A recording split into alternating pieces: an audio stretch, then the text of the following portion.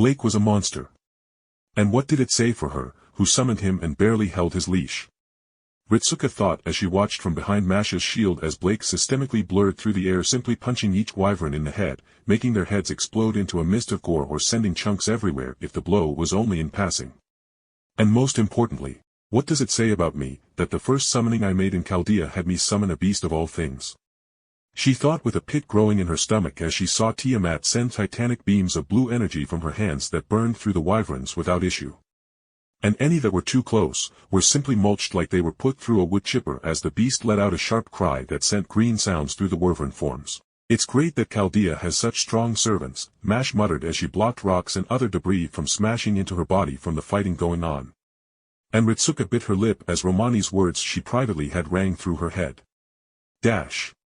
Ritsuka was sitting down with Romani as the head doctor and sort of vice director read through some files, and finally with a sigh Roman put down the PDA. Well. Good news and bad news. Roman said with wry smile. Give me the good news first. I don't want to know if I got soul cancer or something from hugging my handsome servant. She said shamelessly, and Romani's face went flat, but regardless.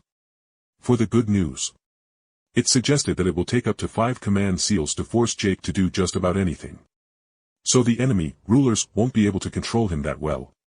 With how high his independent action skill was, the Throne of Heroes basically just gave him a different skill after throwing its hands up in disgust.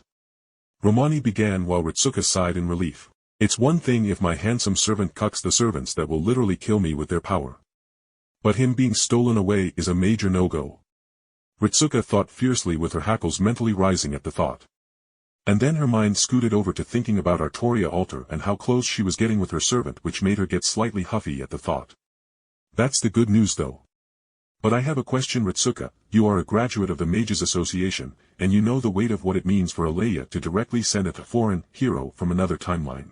That means we are either completely screwed beyond comprehension, or this Blake has another agenda and our Chaldean command seals aren't strong enough to stop him. Romani finished gravely. But in reply, Ritsuka simply took a deep breath and exhaled before making eye contact with Romani Archamon as she spoke with full confidence. Romani, I trust my servant, he will not betray me and humanity. I can feel it down to my very bones. Romani only shook his head with a wry smile before he spoke lightly.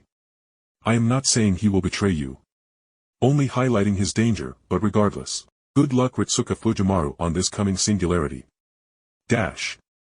Those words Romani spoke rang through her head ever so clearly as she watched Blake and Tiamat tear through the wyverns, with the lesser dragons being only wheat that tried to fight back against the scythe cutting through them. Yes, Mash. It's very good that they are on our side. She said with an honest smile as she stepped past her adorable Kohai's shield confidently into the battlefield, while helplessly idly wondering how many mages back home would shank their own families for the corpses of the lesser dragons that littered the ground like trash. But as the last of the wyverns were being slayed on the other side of the fortress, Ritsuka saw a blonde woman that was obviously a servant with how fast and she strong was in swinging her flag around to kill wyverns, with the flag smashing their bodies around. A local servant like Siu. She muttered to herself and then walked over with Mash following her to the side as Artoria leading the soldiers managed to finish off the wyverns on the ground. But as she got closer she saw how both Artoria and that new servant paused as they seemingly looked at one another. Before she could make the connection she heard Jake say something that made her lips twitch as she barely managed to hold in a bark of laughter as Artoria's face became pinched like the expression of someone who unexpectedly ate a sour candy. Artoria, since when do you have French descendants? I asked earnestly as I looked between her and who I knew was Jean. And Artoria looked at me with such betrayal that I knew I wouldn't be able to forget the sight for the rest of my long days. No relation. She spat out with a glare as Jean looked between us all and then finally smiled and waved with a welcoming smile. Hello, I assume you guys aren't here for a Grail War, right? She asked with some confusion, and I was reminded about how this Jean was a little messed up due to the twisted and corrupted Jean Alter taking most of her essence, so she didn't properly manifest or something along those lines. Then Olga popped out as a hologram to speak on behalf of Chaldea. Hello, may I ask your name and class? We are registering you as a potent servant. But you seem to be at half capacity and stuck there. Olga spoke and then added on, about wanting to know about what was going on in the general area. But before Jean could even speak, The soldiers that had rallied under Artoria's charisma and bladework screamed in terror and literally fled back into the fortress, seeing Jean with many screaming some line about, "The dragon which is here." Or some variation of it. I took in Jean, and although she had a similar facial structure to Artoria, she was otherwise very different, as she was good 5 or so inches taller.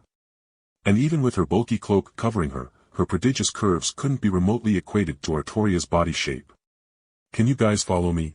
I don't think we can discuss things around here," Jean said helplessly, and I nodded, speaking up for her to everyone else. "Guys, we can follow, that's Jean d'Arc, the true one, at least in servant form, and she won't attempt anything," I said, identifying her and making people blink at my naming her.